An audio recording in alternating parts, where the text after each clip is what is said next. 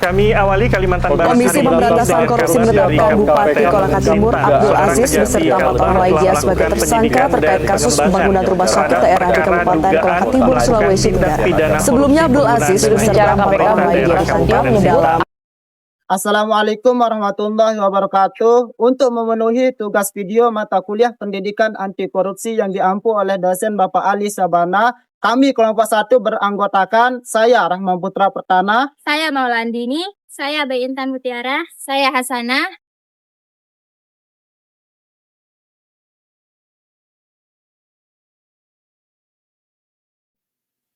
Di sini saya akan menyampaikan latar belakang dari pendidikan anti korupsi.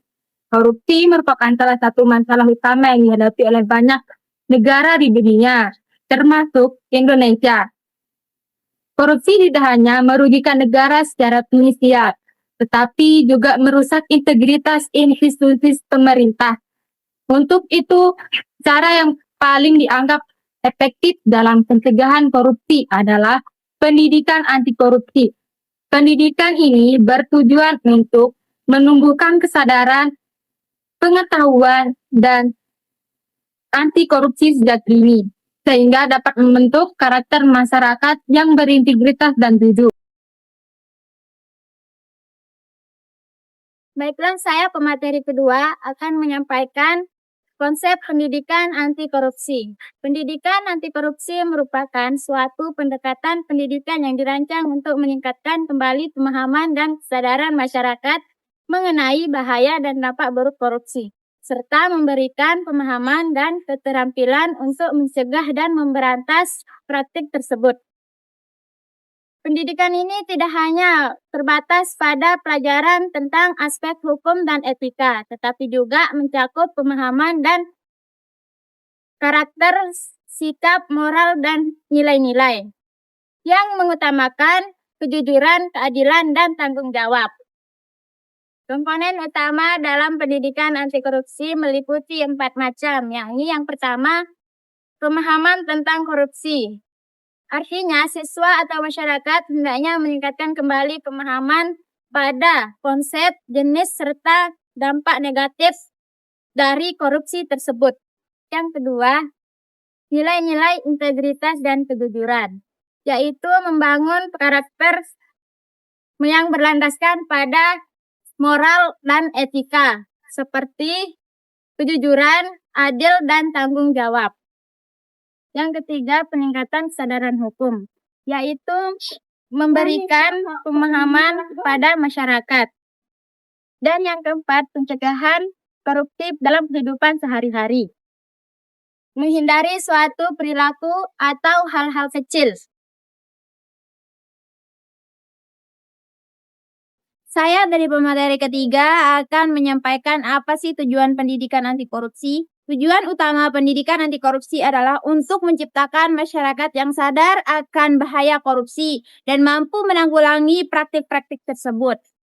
Secara lebih spesifik, tujuan utama pendidikan anti korupsi meliputi pertama, meningkatkan kesadaran sosial dan moral.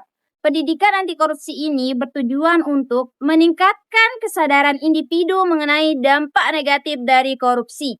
Yang kedua, membangun karakter yang kuat. Pendidikan anti korupsi ini juga membentuk karakter yang memiliki integritas, tanggung jawab, serta rasa keadilan yang tinggi. Yang ketiga, meningkatkan pemahaman hukum. Salah satu tujuan penting pendidikan anti korupsi adalah untuk meningkatkan pemahaman hukum dalam masyarakat, terutama mengenai konsekuensi hukum dari tindakan korupsi tersebut. Yang keempat, menanam budaya anti korupsi. Pendidikan ini juga bertujuan untuk menanam budaya anti korupsi, di mana setiap individu saling mengingatkan dan saling mendukung akan upaya pencegahan korupsi tersebut. Yang kelima, memberikan keterampilan untuk mencegah korupsi. Pendidikan anti korupsi ini juga mencakup pemberian keterampilan praktis bagi individu untuk mengenali dan menanggulangi potensi praktik korupsi di kehidupan mereka. Ini juga bisa mencakup dalam pengambilan keputusan yang etis, pengelolaan konflik kepentingan, serta cara melaporkan tindak pidana korupsi dengan aman.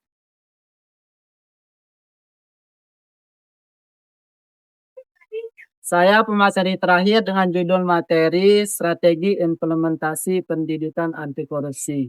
Untuk memastikan pendidikan anti korupsi diterima dan diterapkan secara efektif, diperlukan berbagai strategi yang melibatkan berbagai sektor, mulai dari sektor pemerintah, masyarakat, lembaga pendidikan, hingga sektor swasta.